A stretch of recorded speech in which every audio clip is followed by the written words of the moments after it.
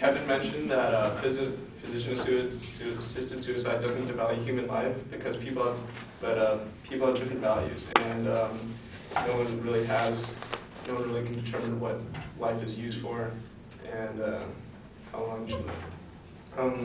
He also said you don't have the choice of how long you have to live for, but you do. You have your choice of how long and how you live your life. And physicians would also not be violating the Hippocratic Oath if they were to use it. And most of the people who get euthanasia don't do it for financial reasons. In Oregon, it's mostly for non-financial reasons why they get a physician-assisted suicide.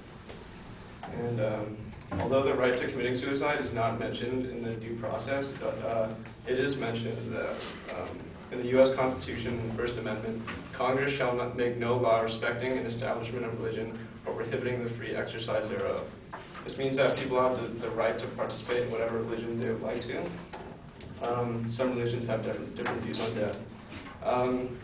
For some, death is returning to the same matter that a person once was before birth, Buddhism, or death is new life through reincarnation and rebirth, Buddhism and Hinduism. And death is a departure from the physical world and a passage to heaven or hell, Christianity, or a place of great reward, which is Judaism. To a lot of religions, you can see death is welcomed, and there's nothing illegal about feeling that way. In the Declaration of Independence, it stated that we hold these truths to be self-evident, that all men are created equal, that they are endowed by their Creator with certain unalienable rights, that among these are life, liberty, and the pursuit of happiness.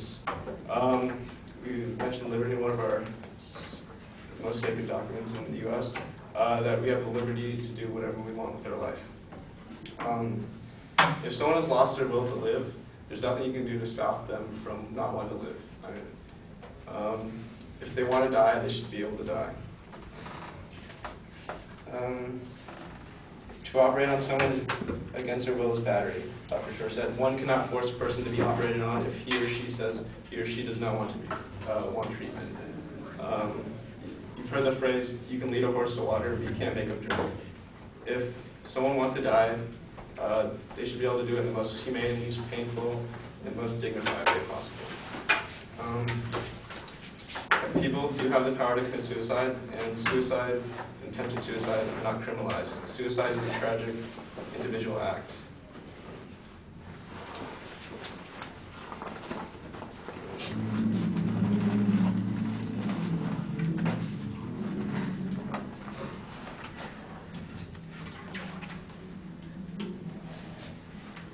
And just because your values are different than someone else's doesn't mean they have to listen to you. In our country, we're allowed to practice whatever religion we like, and as long as it doesn't hurt yourself, killing yourself does not hurt anyone else. And you mentioned the Hippocratic Oath, which was written in 4th century BC, which is like 2,400 years ago. The new Hippocratic Oath says that, which has been updated because 24 years, 100 years is a long time. Most especially must I tread with care in matters of life and death. If it is given me to save a life, all things, but it may also be within my power to take a life. This awesome responsibility must be faced with great humbleness and awareness of my own frailty. Above all, I must not play God. So it says that a physician is allowed to take a life as long as he doesn't get to play God. He also mentioned something John said, that Americans should enjoy a right guaranteed in the European Declaration of Human Rights, the right not to be forced to suffer. This is just a suggestion that we should, for what we should do as a people, and we shouldn't have to suffer, and if we adopt something like that. And he also mentioned that a lot of people do it for financial reasons. Well, only 7 of the 246 people who participated in the physician-assisted suicide in Oregon did it because of financial reasons. The burden isn't on the family, but on the hospital. The top 3 reasons for physician-assisted suicide were loss of autonomy, with 207, fear of decreasing ability to do enjoyable activities, 206, and fear of losing control of bodily functions, which is 138. So compared to 7, that's very similar. You also mentioned how someone has the right to, how the government has the right to tell someone how to live their life. In America, the government has no right to tell you how to live your life. It's your life.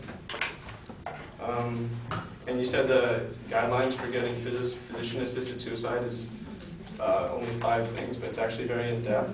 It said, to receive a prescription for lethal medication, the following steps must be fulfilled.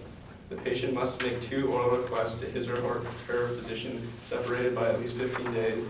The patient must provide a written request to his or her physician, signed in the presence of 2 witnesses. The prescribing physician and the consulting physician must confirm the diagnosis and prognosis. Prescribing physician and consulting physician must determine whether the patient is capable. If either physician believes the patient's judgment is impaired by a psychiatric or psychological order, the patient must be referred for a psychological examination. And it goes on for a little bit. Why should you mentioned that the law should be repealed. There's no reason it should be. It hasn't been abused at all. And you also mentioned you should let nature run its course.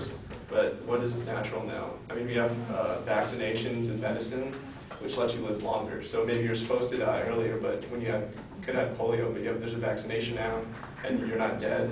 So when does it, if it's not natural to shorten your life, why is it natural to lengthen your life?